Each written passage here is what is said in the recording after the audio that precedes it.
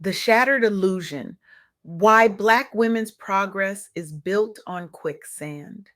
Good morning, everyone. I stand before you today profoundly moved by my recent conversation with Desiree Parker, a revolutionary force whose work has fundamentally transformed our understanding of workplace equity for Black women in America.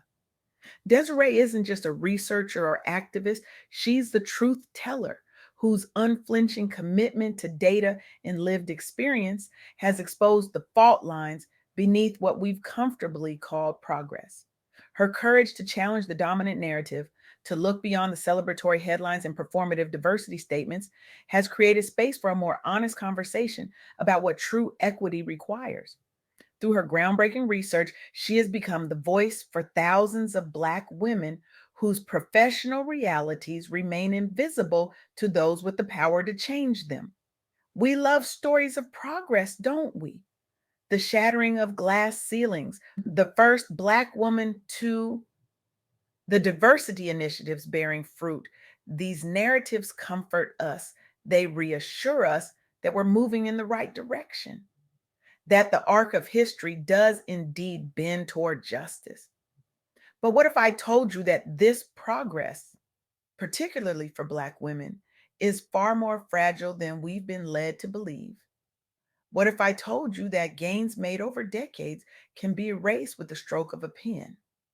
What if the story of workplace equity isn't a steady climb upward, but rather a precarious balance that can tip backward at any moment? This is the devastating truth that emerged from my conversation with Desiree Parker. Despite the perception of steady advancement in workplace diversity, equity, and inclusion, Black women are now facing rapidly deteriorating conditions in both employment and pay equity. The culprits? Recent policy reversals and the systematic dismantling of federal DEI initiatives. Many of us assume that once gains are made, they become permanent fixtures in our society. We celebrate milestones and move on, confident that we've secured another victory in the long march toward equality. But the reality Desiree uncovered is far more sobering. Black women's professional stability is uniquely vulnerable to political and policy shifts, often more so than for any other demographic group. This challenges everything we think we know about progress. It forces us to confront an uncomfortable question: is progress linear and secure, or is it cyclical and fragile? Let me share with you three key insights from my conversation with Desiree that illuminate this question. First, progress in workplace equity is remarkably fragile and can be reversed with alarming speed. Black women have been disproportionately affected by the rollback of DEI programs and federal protections, leading to increased unemployment and widening pay disparities. Second, the pay gap remains staggering and persistent. In 2025, Black women in New York earn only 66 cents for every dollar a white, non Hispanic man makes. This translates to a lifetime wage loss of over $1.1 million. Not a typo. $1.1 million stolen from each Black woman's potential. Third, representation does not guarantee advancement. While Black women are overrepresented in certain sectors like the federal workforce, less than 4% ever make it to C suite leadership. Despite the fact that over 80% of Black women professionals aspire to senior leadership positions. These aren't just statistics, they represent real lives, real careers, real dreams deferred. And they tell a story that contradicts our comfortable narratives about steady progress. Let me take you deeper into what Desiree discovered. In 2025, executive orders dismantling DEI programs led to the elimination of over 69,000 federal positions, many held by Black women, resulting in a sharp rise in unemployment among this group. This wasn't a minor setback. It was a seismic shift that erased years of progress virtually overnight. Imagine this: you're Tanya, a mid career professional who spent 15 years climbing the ranks in federal service. You chose this path specifically because it promised stability, fair treatment, and protection from the discrimination you'd faced in the private sector. You've built your life around this career, your mortgage, your children's education plans, your retirement savings. Then suddenly, with a change in administration and a few strokes of a pen, your position is eliminated. Not because of your performance, not because of budget cuts that affected everyone equally, but because the very programs designed to ensure equity were deemed unnecessary or divisive. This is not hypothetical. This is the reality for thousands of Black women who saw their careers, their financial security, and their professional identities vanish in an instant. Why was the impact so severe for Black women specifically?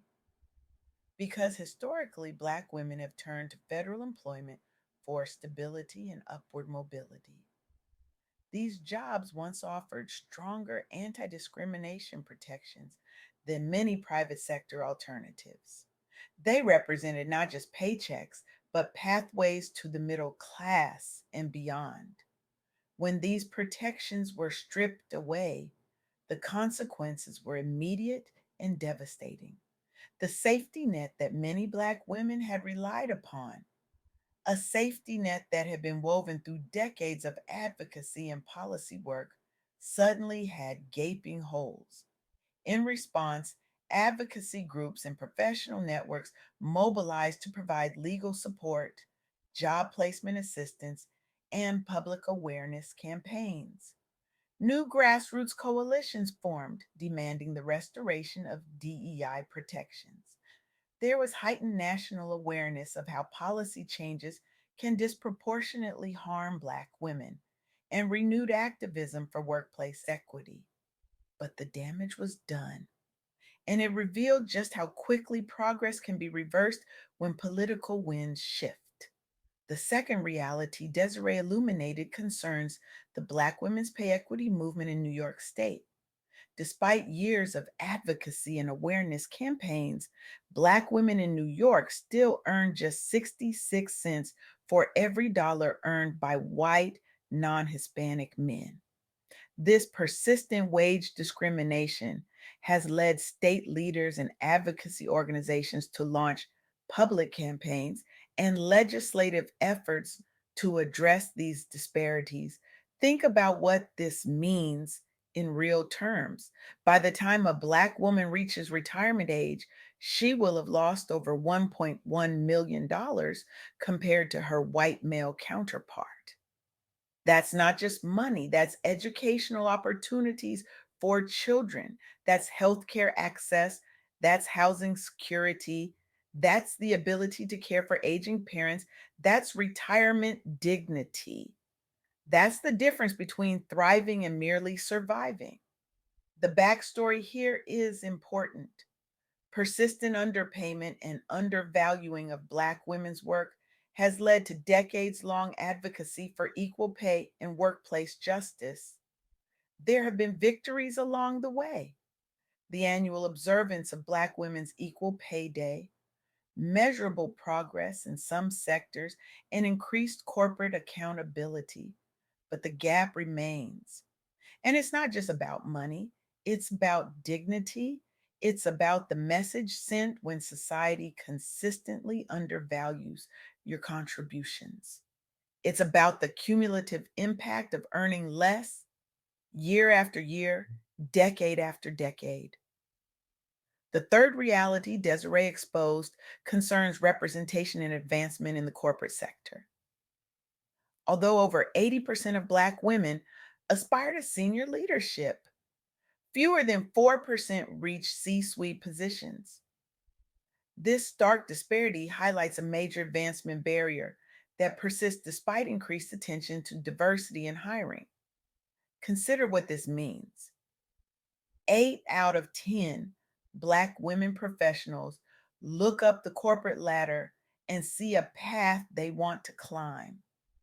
They have the ambition, the education, the skills, and the determination.